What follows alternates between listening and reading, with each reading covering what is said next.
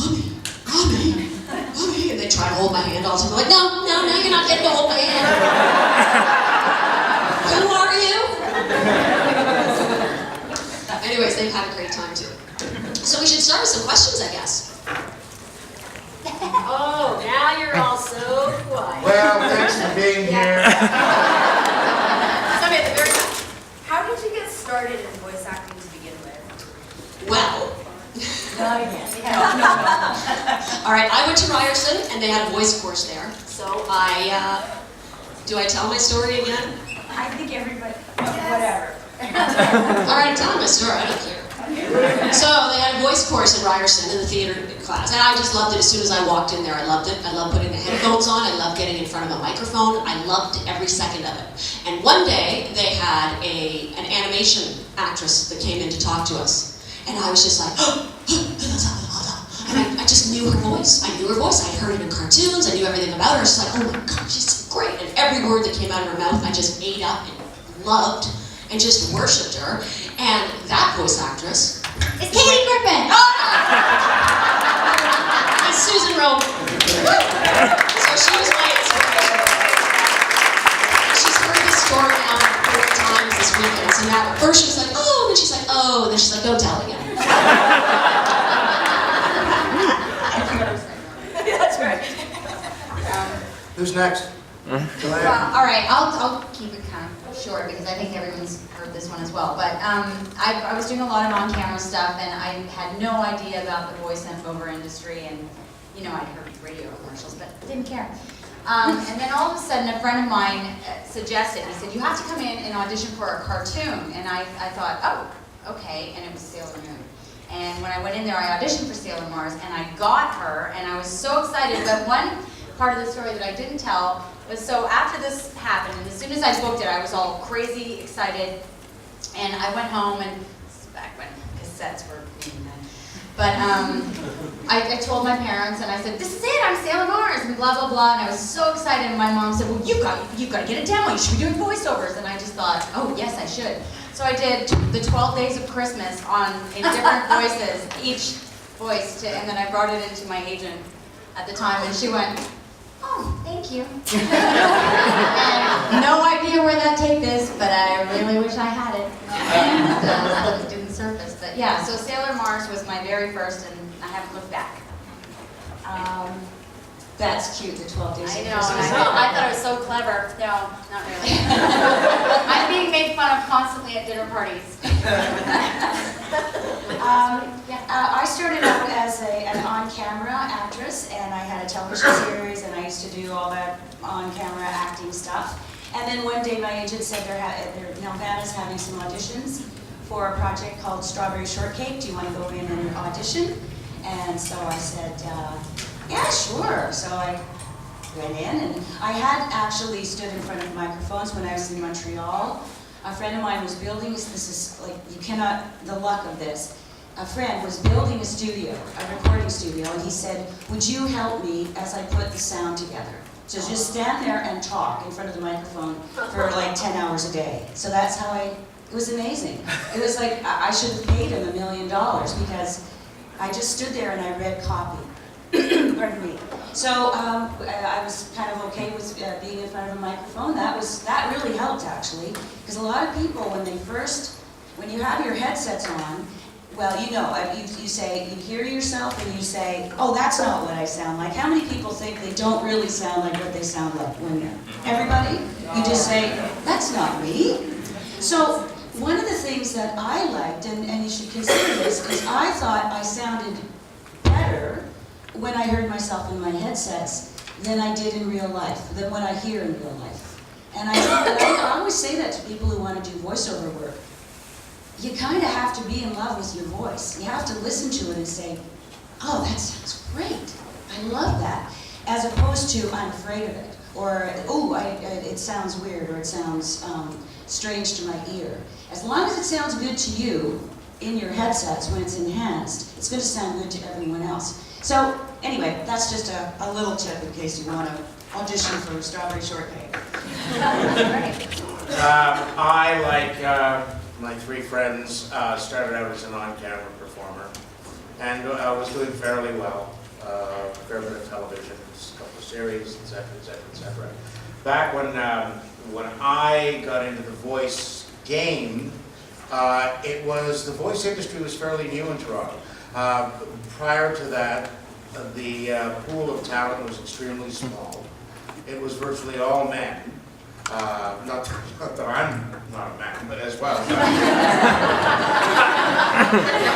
Sorry, I didn't mean to take you down that road for a second. But it was all the announcing pretty much prior to my getting into the industry were men who talk like this. It was all, you're listening to CBC Radio. And that's all it was, big voiced guys. And things were just starting to change. And I did I was called in by my agent to work with someone. It was like a hip kind of shop that was being opened by one of the major department stores. The products of which are now considered collector's items. So you can know how far back that was. And I came in and I had to do 2 different voices. I had to do, one was kind of a very soft Western voice, and one was, God knows what the other one was. And the producer actually came to the agency to meet me. That never happens anymore. No. Came to the agency to meet me. I don't think this is on. But I can still project. We actually went up under the roof of the office building. We sat quietly under like a little pergola kind of thing that was on the roof. And he said, okay, read these. I was suggested by my agent. I read them to him. I was so nervous. I couldn't believe how nervous I was. And he said, okay, you got the job, and I'll tell your agent where the studio is and when you're going to be when you're going to be recording. And that was my first introduction to voice work, and I love it a lot more than on-camera work. It's I don't know. It's me. I knew it was a perfect fit, and the more I do that, when I've even told agents now, my agents now, I'm really not interested in doing on-camera work. Just the energy and the feeling that comes from doing voice work surpasses anything. So, thank you. Another question? Questions? Worst or weirdest experience in voice acting? Weirdest experience. Or worst? Worst or weirdest? It's hard, eh? I can give you the worst. There was a movie done long ago called Quest for Fire. It's become somewhat iconic. And it was cavemen discovering fires. And it's good because the topic of today's panel is supposed to be Canadian, the Canadian content. This was a movie made in Canada. It was fairly low budget. And I was called in to be the voice of a caveman discovering fire. And okay, I went in and they booked me because this particular character was throughout pretty much the entire movie. They booked me for several days. I went in and there was no script. I had no idea what Quest for Fire was. No idea what it was. I thought maybe it was a guy downtown asking for a light. I didn't, you know. So I went in and they said, all you've got to do is sort of grunt and groan. Okay, and what do I do? And we worked with it, and finally, what I was doing, and I'm not going to do a lot of it, was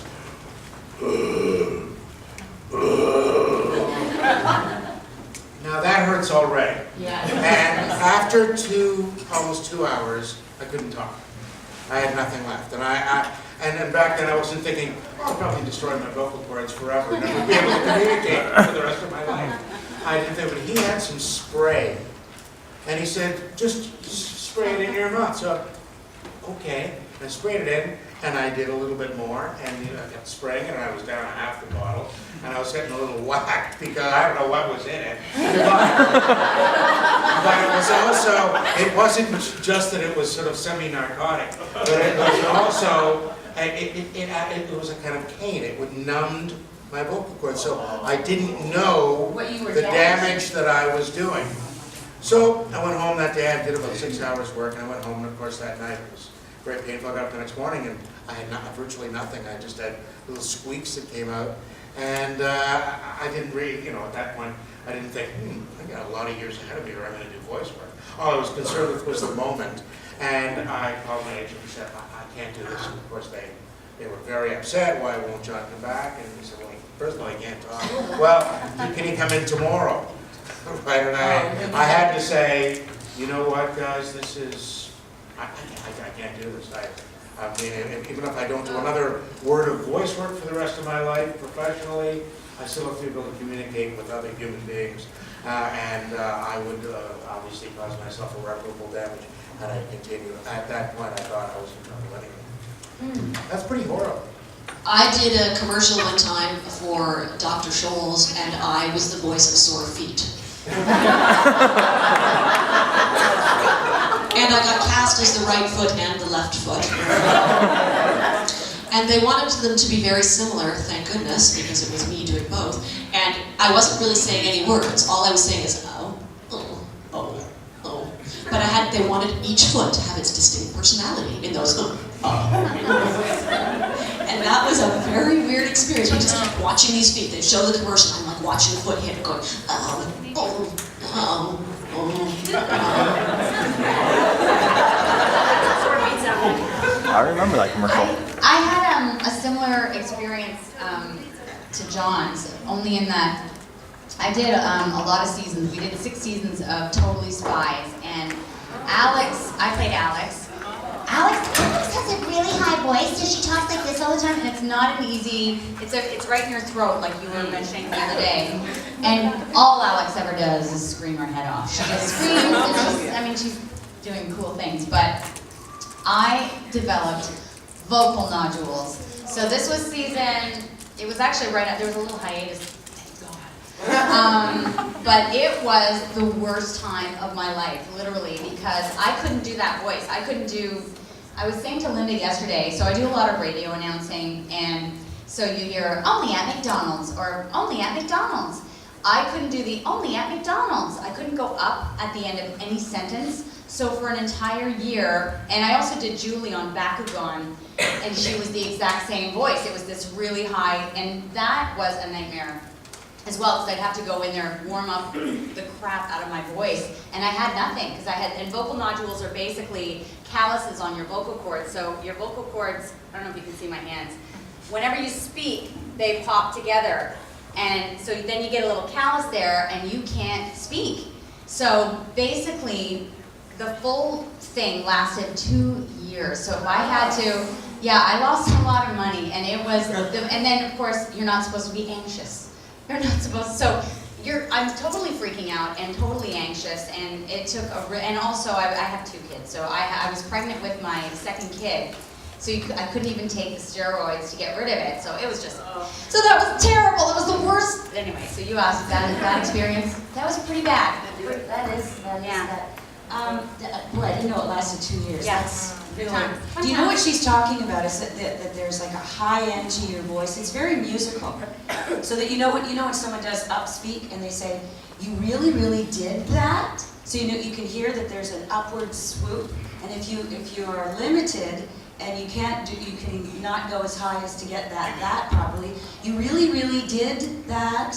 You see, it's not the same. You really want to go. You really, really did that. You see? And if you lose that, it's called like the dynamic of your low and your high end. It's very difficult. So I'm just going to say quickly, my worst thing, I was younger. It was one of my first voiceover jobs, and it was an agency I soon left. And they said, we've got it's called ADRs, Additional Dialogue Record for a Motion Picture. And they want you to go in and do some ADR. And I said, oh, that sounds great, ADR. So I walk in, and I said, here I am, and I was young, and blah, blah, blah. And they said, okay, and I said, where's the script? And they said, you don't need a script. I said, I thought I'm doing additional dialogue record. You don't need a script. You're just going to be following what's going on the screen. I said, okay, fine. So let's roll it. So they roll it. Ilsa She-Wolf of the SS. What? So it turns out they wanted me, it was a porno film.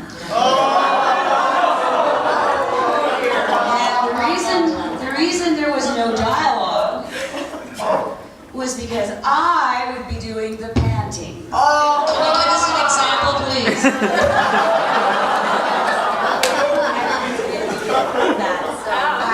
Over my dead body. So I go.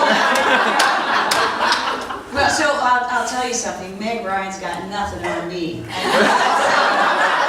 I said, oh boy, because that's what it is. It's that mechanical. I can't believe I actually stayed and did that stupid film. Susan, can I What, tell you you've something seen out of it? that? Have you seen it?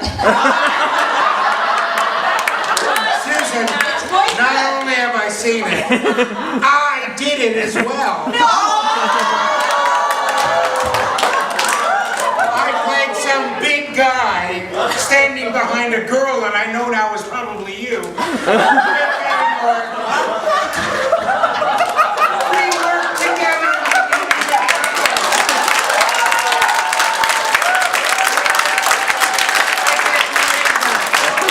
And I'm a love child. Did you also get to do Ilsa, Tigress of Siberia? No. Okay. Well, I did that one too.